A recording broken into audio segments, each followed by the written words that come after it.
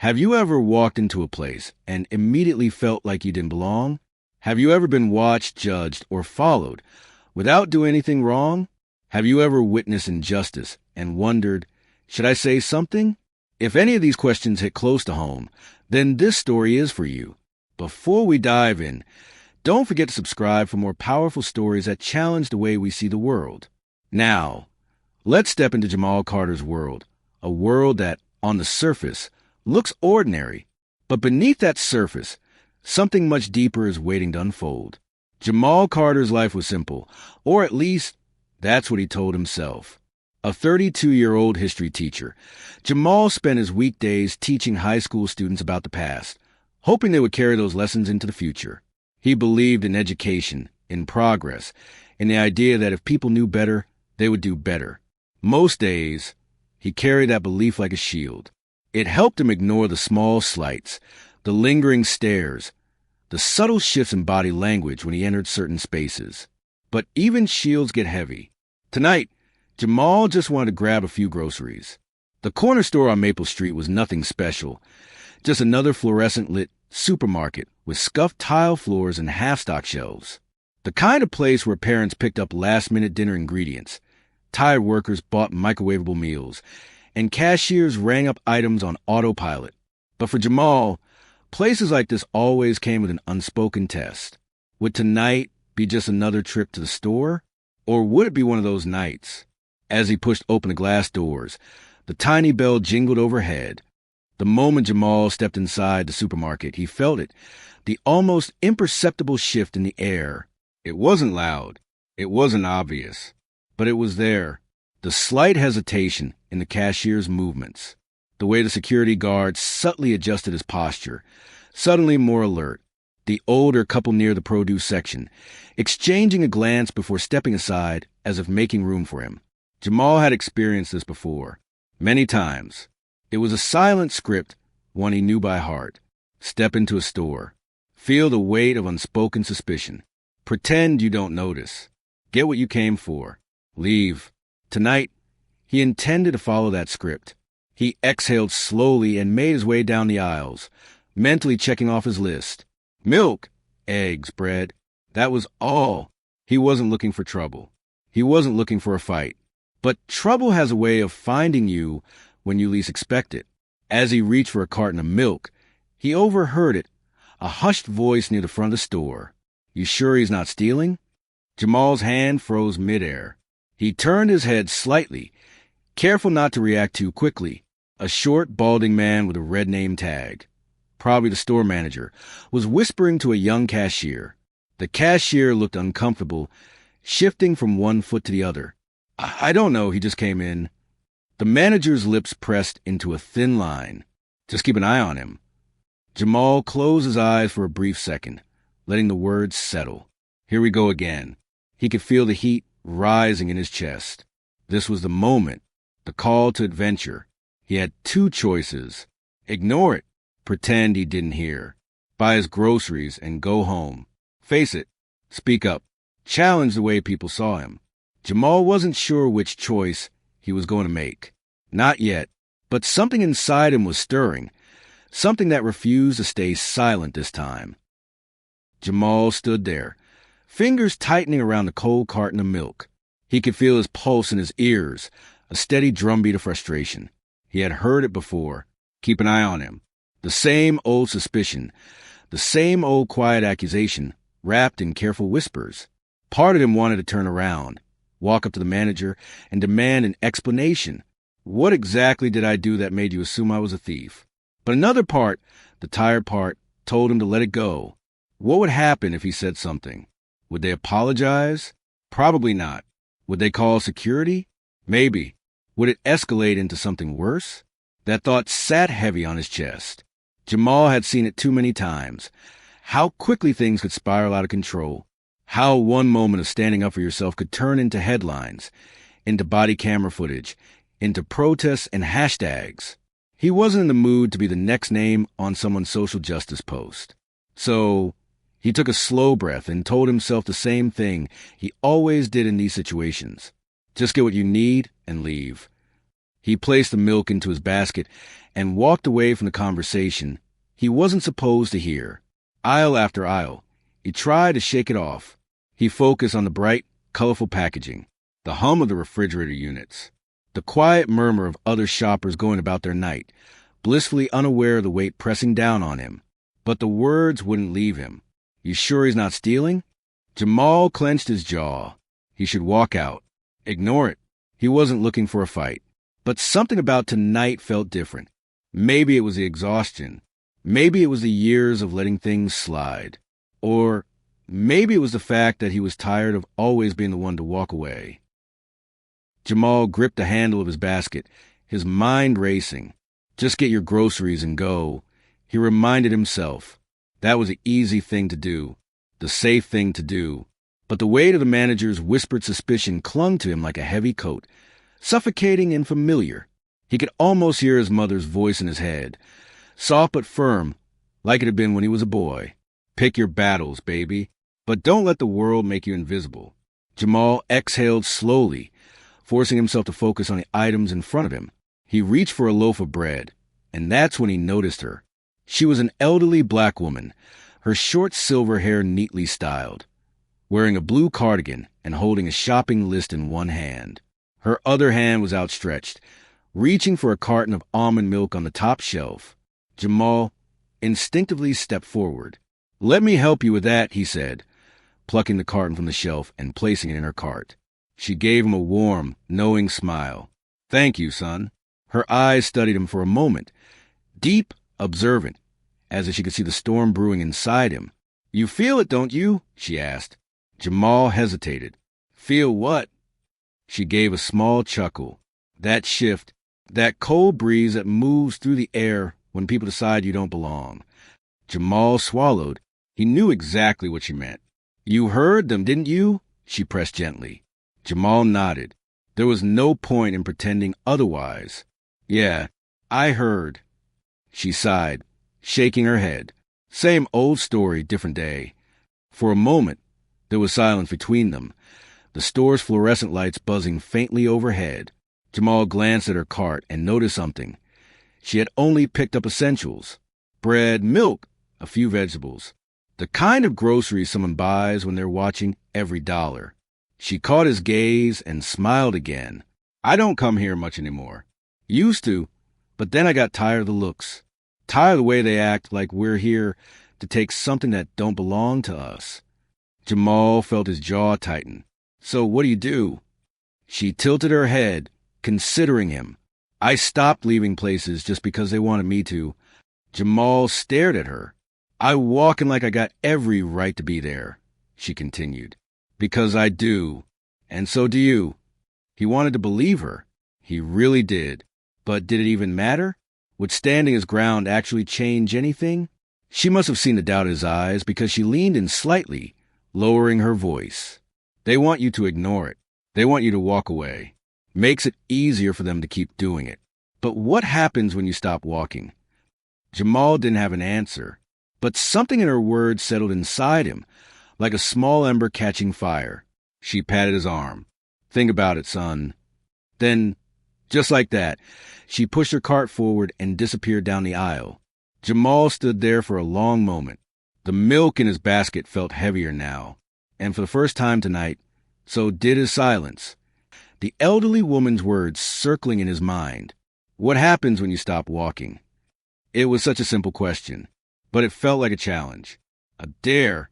For years, he had learned to pick his battles, to let things go, to keep his head down and move forward, because that was what life had taught him to do. But standing there, gripping his basket, he realized something. He didn't want to walk away this time. His feet moved before his mind could second-guess the decision. He walked past the shelves of neatly stacked canned goods, past the colorful snack displays, past the families and tired workers who had no idea what had just unfolded between the aisles. And then he saw them, the store manager and the security guard. They were standing near the front, speaking in hushed voices, their glances flicking toward him. The security guard was tall, built like an ex-football player, his hand resting near his belt in a way that made Jamal's stomach tighten. The manager, the one who had whispered about him earlier, looked stiff and uncomfortable. Jamal took a deep breath and stepped forward. The moment they noticed him approaching, the manager straightened his posture. The security guard folded his arms. "Can we help you?" the manager asked, his tone carefully neutral. Jamal looked him dead in the eye. "Yeah, I want to know why you told your cashier to keep an eye on me." A flicker of surprise crossed the manager's face, just for a second, before he forced a practiced smile. "I don't know what you're talking about." Jamal scoffed. "Really? Because I heard you, loud and clear." The manager's smile faltered. "I've been shopping here for months," Jamal continued, his voice steady. "Never had a problem. Never stole anything. But the second I walk in tonight, you assume I'm a thief?" A tense silence settled between them. Jamal could feel people in the checkout lines glancing over, sensing the confrontation. A young woman with blue hair pulled out her phone, subtly hitting record. The security guard cleared his throat. "Sir, if there's been a misunderstanding." "There wasn't." Jamal cut in. "You profiled me. You assumed I was stealing the second I walked through the door. You didn't even try to hide it." The manager glanced nervously at the phone, recording nearby. "Look, You what?" Jamal challenged. "Want to leave? Want me to pretend this didn't happen?" The silence stretched. Then the elderly woman's words echoed in his mind again. "What happens when you stop walking?" Jamal squared his shoulders. "I'm not leaving. Not until you acknowledge what you did." The tension in the air grew thick. For the first time in his life, he wasn't the one stepping back. And this time, they were the ones who looked nervous. A heavy silence settled over the supermarket. The store manager shifted uncomfortably, his gaze flicking toward the security guard as if searching for backup. The security guard remained still, his jaw tightening. Jamal held his ground. His heart pounded, but he refused to look away. He had spent his whole life letting moments like this pass, swallowing his frustration, walking away. But not tonight, not this time, and that made him dangerous in their eyes. The manager was the first to break the silence. "Sir, I think you're misunderstanding the situation," he said, his voice carefully measured. Jamal narrowed his eyes. "Am I? Because from where I'm standing, I heard you tell your cashier to keep an eye on me. I saw your security guard adjust his stance the second I walked in. So explain to me, what exactly did I do that made you suspicious?" The manager hesitated. His fingers twitched like he wanted to adjust his red name tag, but he stopped himself. "Look," he said, clearing his throat. We monitor everyone who comes into the store." Jamal gave a short laugh. "That right? So if I go ask any other black man who's been here, you think they'll say they were treated the same as everyone else?" The manager flinched. The security guard shifted again, his stance slightly less firm now. Jamal saw it, the first crack in their confidence. Just when the moment felt like it could go either way, a voice cut through the tension. "This is messed up." Jamal turned his head slightly. It was the teenage girl with the blue hair, the one who had pulled out her phone earlier. She was still recording, her expression set in quiet defiance. "You can't just accuse someone because of how they look," she continued. "You didn't say anything to the guy in the business suit who walked in right after him." A murmur rippled through the store. Other customers were watching now. Then another voice. "He's right, you know," said a tall man in a button-up shirt, a businessman by the looks of him. He had been standing at the checkout line, but had now turned fully toward the confrontation. "I've been shopping here for years, and I've never seen security follow me around. But I've seen them do it to black customers plenty of times." The manager's face paled. The security guard shifted again, looking more uncomfortable than ever. Jamal felt the tide shifting. He wasn't alone in this. For once, other people saw it too. But the store manager wasn't ready to back down just yet. He straightened his shoulders and forced a strained smile. "Sir, I assure you, we have no racial bias in our store," he said stiffly. "We're just trying to prevent theft, that's all." Jamal clenched his jaw. "And what exactly did I do that made you think I was stealing?" The manager opened his mouth, then closed it. He had no answer. The teenage girl scoffed. "Wow, You really have nothing, huh? More murmurs from the other shoppers. Someone at the self-checkout whispered, "This is embarrassing." A woman near the bakery shook her head. "It's 2025, and we're still dealing with this?" Jamal watched as the weight of the moment pressed down on the manager. His face reddened. His hands twitched. For the first time, he was the one who wanted to walk away. And Jamal? Jamal wasn't moving an inch. The store was no longer just a grocery store. It had become a stage, a battlefront. Jamal could feel it. The shift in energy, the growing attention, the way people had stopped pretending not to listen, the murmurs in the checkout lines, the way customers leaned in just a little closer, watching the confrontation unfold. The manager's face was tight, his forced smile fading. The security guard looked between them, his posture no longer as rigid as before. The teenage girl's phone was still recording. The businessman crossed his arms, waiting for an answer. Jamal inhaled slowly. This was the moment. This was where things either escalated into something ugly or shifted into something meaningful. And he wasn't backing down. The manager cleared his throat, desperately trying to regain control. "Sir, I don't want this to get out of hand," he said, his voice quieter now. "We were just being cautious." Jamal let out a small, humorless laugh. "Cautious? You singled me out before I even picked anything up. That's not caution, that's profiling." The murmurs around them grew louder. The teenage girl turned her phone slightly, catching reactions from other customers. "You hear that?" she muttered to no one in particular. "He's not even denying it." The manager's gaze flickered toward her phone. Jamal saw the panic flash across his face. That was it. It wasn't about doing the right thing. It was about getting caught. "You know what I want," Jamal said, stepping forward just enough to close the space between them. "I want an apology." The manager's eyes widened. "What?" "You accused me of something I didn't do," Jamal said, his voice steady but firm. "You treated me like a criminal before I even bought my groceries. And I want you to own up to it." The manager swallowed hard. The security guard tensed, as if expecting things to explode. But instead of anger, there was expectation. From the customers, from the teenage girl with her phone, from the businessman in the checkout line. They were all waiting to see if the store would do the right thing, waiting to see if this moment would go the way these moments always did, or if, just this once, something different would happen. Jamal held his ground. He wasn't raising his voice. He wasn't making a scene. He was simply demanding to be seen. The manager exhaled slowly, his shoulders sagging. For the first time, he looked uncertain. Jamal could tell he was running out of ways to justify what he had done. And now, there was only one thing left to do. The question was, would he do it? A tense silence stretched between them. The store had gone still, the usual beeping of registers and idle conversations fading into the background. Every eye was on the manager now, waiting for him to respond. The teenage girl with the phone was still recording. The businessman near the checkout stood with his arms crossed, unimpressed. A mother holding a toddler watched quietly from the dairy section.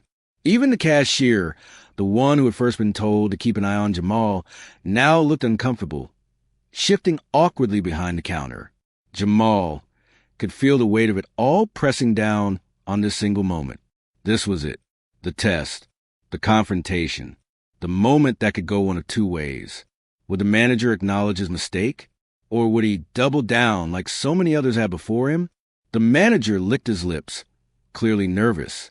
His eyes darted toward the security guard, as if searching for some kind of lifeline. But the guard wasn't stepping in. He was just watching now, his arms still crossed, but his posture less rigid. Even he seemed to realize that something was shifting. Jamal waited. The seconds stretched, thick with tension. Then the manager sighed, rubbing his forehead like this was somehow his burden to bear. "Look," he muttered, "I didn't mean to offend anyone. It's just we have to be cautious." Jamal's jaw clenched. "Cautious," he repeated. "Or just cautious around people like me?" The manager flinched at the bluntness of the question. "That's not what I—" "Then say it," Jamal interrupted. His voice wasn't loud, but it carried through the store like a hammer striking glass. Say what you actually did. Say what you assumed, and then own up to it. The manager hesitated. It was clear he wanted to deny it. He wanted to brush it off, change the subject, move past this uncomfortable moment without actually facing it. But the pressure was mounting. The teenage girl shifted her phone slightly. The businessman arched an eyebrow, unimpressed. The moment stretched. Finally, the manager exhaled, looking down for a brief second before meeting Jamal's gaze again. "All right," he said, his voice low. "I shouldn't have assumed anything. I was wrong." The words came out stiff, forced, like they had been dragged from him. But they were there. And for the first time that night, Jamal saw something shift, not just in the manager, but in the entire store. A subtle, undeniable shift. Jamal let the words settle, letting himself feel the weight of them. It wasn't perfect. It wasn't some grand, heartfelt apology, but it was acknowledgement, and that was more than most people ever got. The teenage girl nodded, satisfied. She lowered her phone slightly. The businessman gave a small smirk, shaking his head like he had known the manager would fold eventually. One of the customers near the bakery muttered, "About time." Jamal nodded once. "Good," he said simply. "Now I'm going to buy my groceries." And with that, he turned and walked toward the checkout, the tension finally breaking. But as he did, he noticed something. The manager looked relieved, like he had just passed his test. Jamal walked to the checkout line, his back straight, his grip steady on the basket. The air in the store felt different now.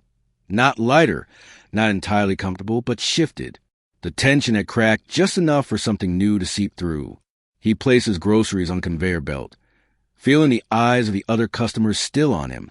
But this time, the stares weren't filled with suspicion. They carried something else.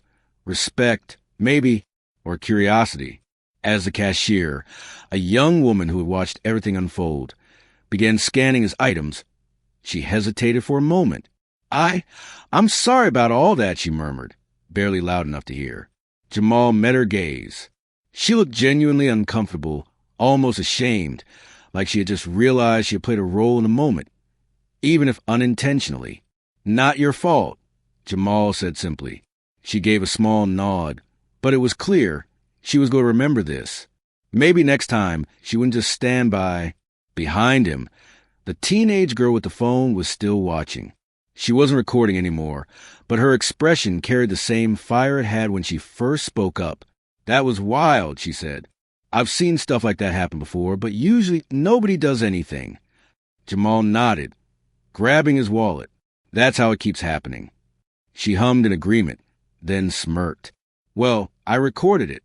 People need to see this stuff. Maybe it'll make some folks think twice." Jamal chuckled. Maybe.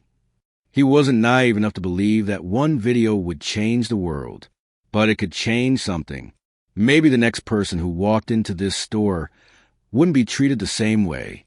Or maybe, just maybe, someone who watched the video would recognize their own bias before acting on it. One step forward. As he took his receipt, the businessman from earlier gave him a nod. It was subtle, but it meant something. Another customer near the exit, an older white man with graying hair, muttered, "Good on you, son." Even the security guard, who had stood silently throughout the confrontation, looked at him differently now.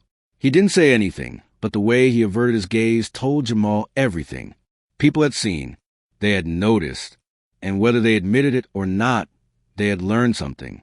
As Jamal stepped outside into the cool night air, he took a deep breath. The confrontation was over, but something remained, a sense of weight, a sense of change. He had faced the moment instead of walking away.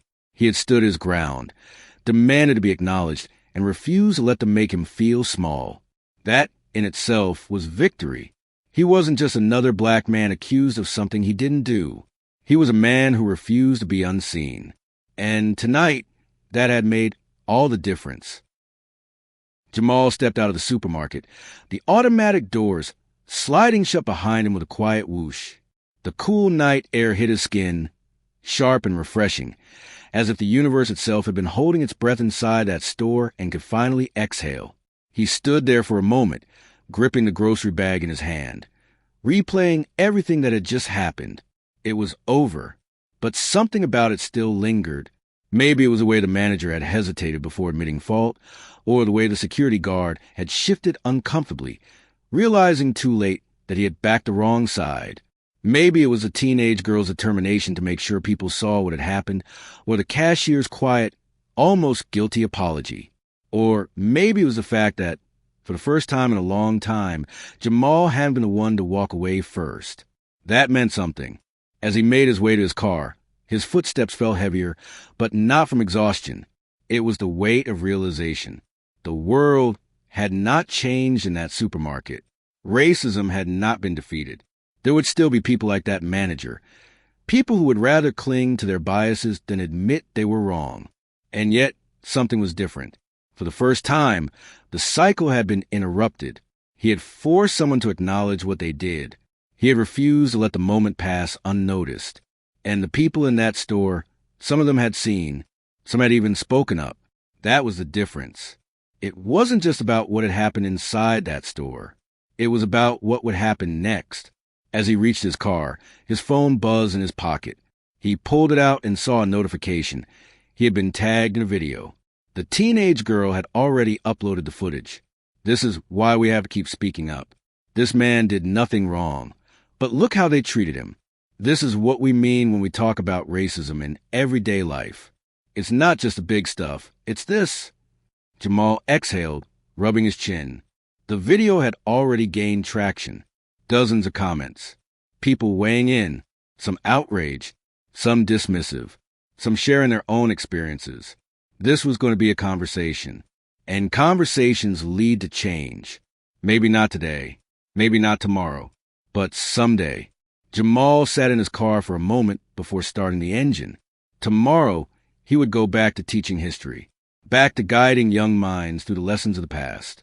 But tonight, he had been the lesson. And he had no doubt someone, somewhere had learned something.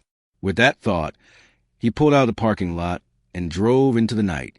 This road back felt different, because this time, he wasn't just going home. He was carrying change with him. The next morning, Jamal sat in his classroom, the hum of fluorescent lights overhead blending with the murmurs of students filing in. He had thought about last night's confrontation, the entire drive to work. The way the manager had hesitated before admitting fault. The way strangers, people who could have easily ignored it, chose to stand beside him instead. He had walked into that supermarket expecting to buy groceries. Instead, he had walked out with a lesson, not one from a textbook, but one from lived experience. And now, sitting at his desk, scrolling through his phone, he realized something else. This wasn't over. The video had gone viral overnight. Thousands of views. Comments flooding in. Arguments. Debates. People sharing their own experiences. Some people were outraged. This happens all the time. We need to call it out more. Some were dismissive. He should have just left. What's the big deal? And some were exactly the kind of voices Jamal expected. Maybe he really was acting suspicious. Not everything is about race. People just love playing the victim. He had expected the pushback. He had expected the ugly comments, the ones that clung to denial like a shield. But what he hadn't expected were the other messages. People thanking him for standing his ground. People admitting they had never noticed these things before, but now they would. People saying they were going to start paying closer attention. And then something else, an email from a local news station. Mr. Carter, we saw the video circulating online. We'd love to speak with you about your experience.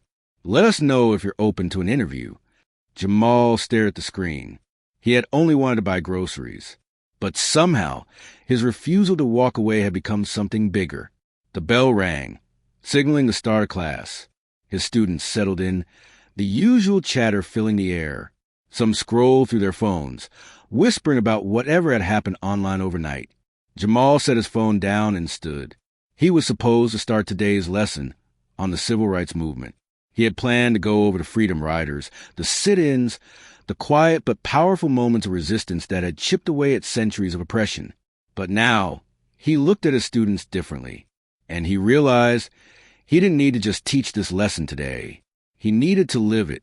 He took a deep breath and leaned against his desk. All right, he said, looking at the young faces in front of him. Before we start today's lesson, let me tell you a story about something that happened to me last night. The classroom grew quiet. Jamal glanced at the clock.